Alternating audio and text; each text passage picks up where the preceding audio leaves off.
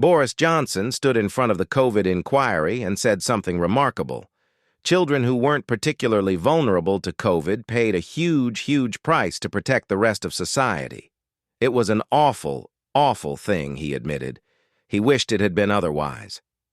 But was this just empty remorse? Or does it reveal something deeper about how decisions were made during the pandemic? That's what lawyer Clair Dobbin wanted to know. She pressed Johnson on a critical question. Were children's interests sufficiently well represented when those decisions were made? Did the Department for Education even have a seat at the table during crucial moments? It's a devastating question, because if the answer is no, then millions of children suffered without proper advocacy at the highest levels of government. Johnson's response painted a troubling picture.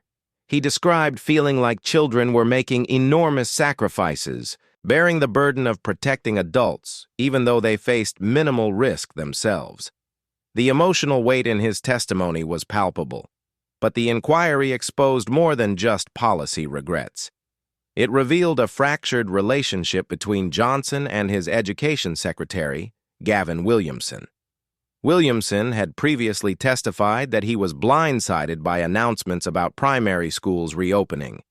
He claimed Johnson would tell parents and families that children could return to school, but schools knew they couldn't handle full capacity because of social distancing requirements.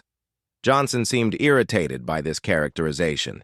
He said he didn't remember the details, but found it paradoxical to be criticized both for wanting to close schools and for wanting to get them open. It was a subtle but sharp rebuttal. Yet Williamson's complaint went beyond mere communication failures. He argued that Johnson's public statements undermined confidence in the Department for Education from schools themselves. Head teachers and administrators were put in an impossible position, caught between the Prime Minister's optimistic messaging and the harsh reality of their operational constraints. This wasn't just about policy disagreements.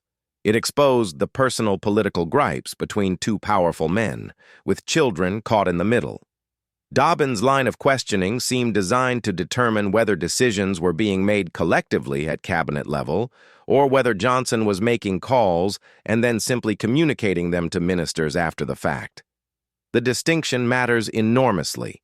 If Williamson and the Department for Education were being excluded or overruled, then children's interests may have been systematically marginalized in favor of broader economic and political considerations.